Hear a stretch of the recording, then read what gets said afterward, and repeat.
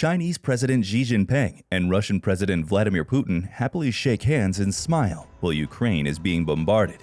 The Ukraine conflict started with the Russian seizure of Crimea in 2014 and the war in Donbass. In February 2022, Russia launched a surprise invasion of Ukraine, catching the world off guard and beginning a new chapter in the ongoing conflict, as well as forever impacting global history.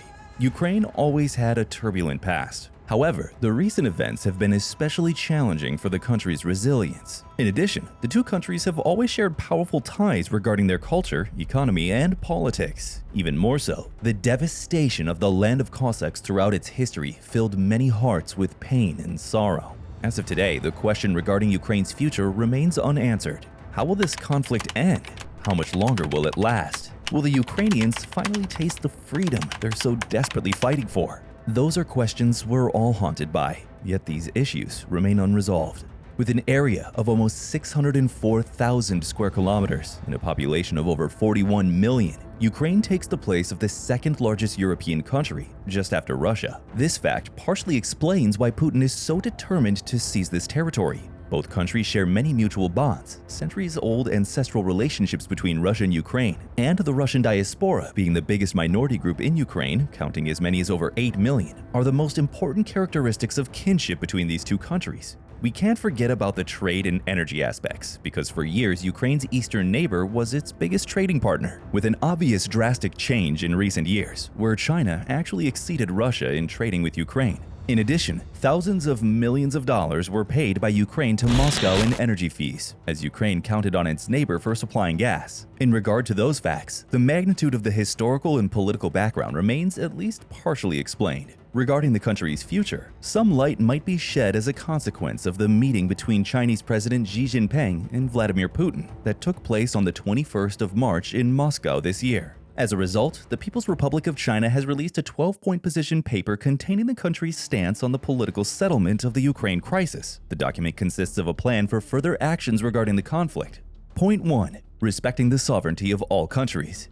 The first two objectives specified in the paper consist of an appeal to respect the sovereignty of all countries and to abandon the Cold War mentality. The Chinese Ministry of Foreign Affairs clearly states that the international law of the United Nations Charter has to be meticulously enforced. The paper also underlines how all countries, no matter their size, economic development, or strength, are all equally important and is without a doubt their right to govern themselves, remain independent, and protect their boundaries. Significance is additionally attached to upholding international equality and justice. Point 2. Abandoning the Cold War mentality. The second point draws attention to the importance of abandoning the Cold War mentality. Here, it's specified that the security of a region or a country should under no circumstances be achieved at the expense of other countries, and most importantly, its citizens. While authentic security concerns and needs ought to be addressed in an adequate manner, there's no place for pursuing one country's security to the detriment of others. This point also highlights how important it is for maintaining long-term world peace, that all nations cooperate and see each other as allies, not enemies. Point 3. Ceasing hostilities. Points 3 and 4 of the document focus more on ceasing hostilities and resuming peace talks. The third objective attributes strong significance to putting a stop to aggression. The ministry states that war is pointless and has no beneficiaries. Here, the imperative of all countries having to support Russia and Ukraine in working in the same direction and resuming direct dialogue as quickly as possible is strongly accentuated. The Chinese ministry is hoping for a de-escalation of the situation and reaching a complete cessation of the violence. Point 4. Resuming peace talks. The fourth item concerns resuming peace talks. It's mentioned how only dialogue and negotiations can offer solution to the Ukraine crisis. Most importantly, the document clearly and distinctly makes the statement that all efforts conducive to the peaceful settlement of the crisis must be encouraged and supported, and that China will continue to play a constructive role in this regard. A call for discussion and negotiations is definitely the best direction this conflict can go, but with such a powerful empire that is the Russian Federation, it's hard to predict any outcomes. But what really are Russia's ambitions when it comes to Ukraine? Putin's main goal is to bring back the power and territory that his country had in the past and restore it to its former glory. Ukraine was a missing piece in his puzzle, and that's why in 2021 he fortified the Ukrainian border with soldiers, and later that year sent soldiers to Belarus, a country still remaining under Putin's regime, under the false pretense of military exercises.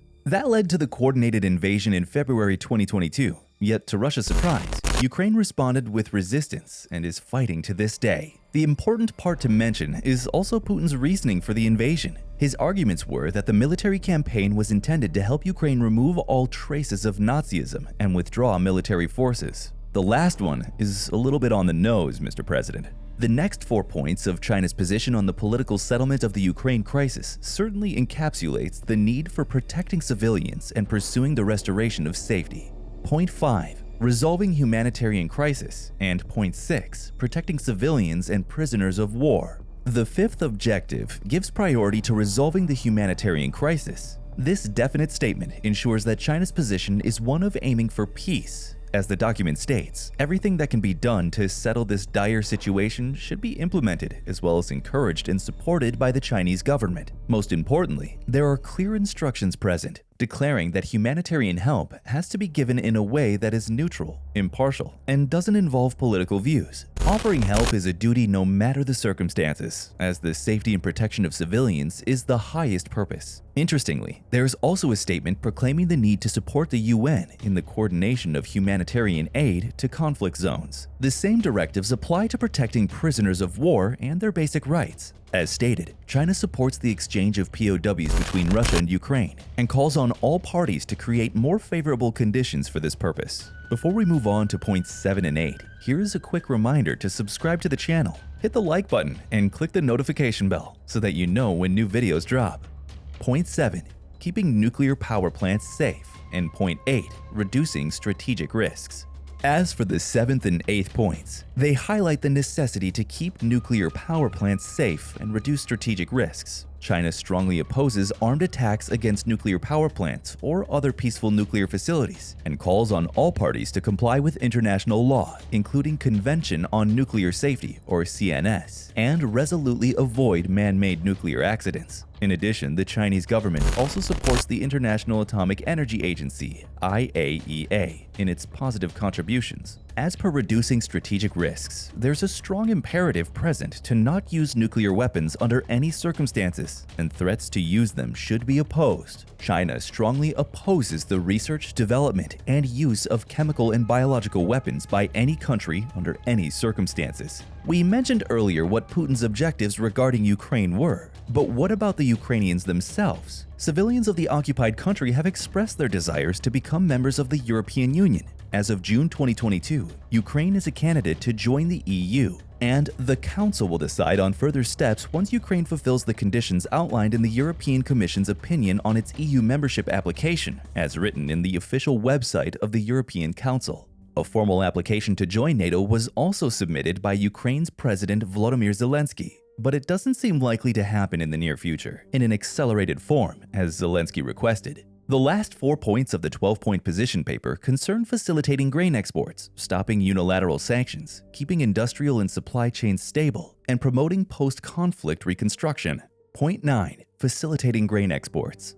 The 9th point of the document states that all parties need to implement the Black Sea Grain Initiative signed by Russia, Turkey, Ukraine, and the UN fully and effectively in a balanced manner, and support the UN in playing an important role in this regard. Point 10. Stopping unilateral sanctions. The 10th point is a rather interesting one because of China's belief that unilateral sanctions and pressure put on Russia is not the way to solve the issue, as it creates new problems. The Chinese government strongly opposes sanctions that are unauthorized by the UN Security Council, so that they don't result in abusing the sanctions and stop long-arm jurisdiction against other countries. Those actions, in China's opinion, are the only way to help de-escalate the Ukrainian crisis.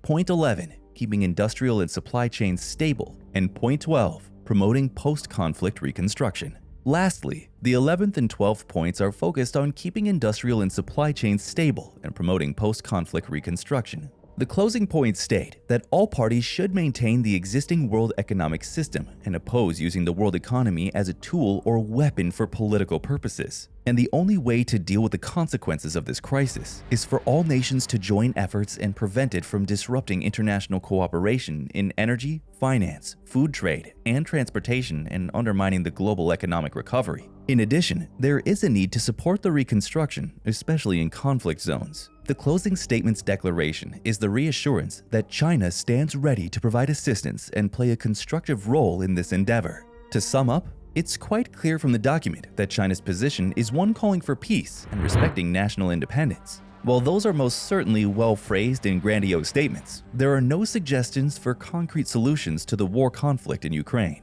The Chinese government operates more in the form of giving assurance, but we lack the actual actions geared toward changing this situation.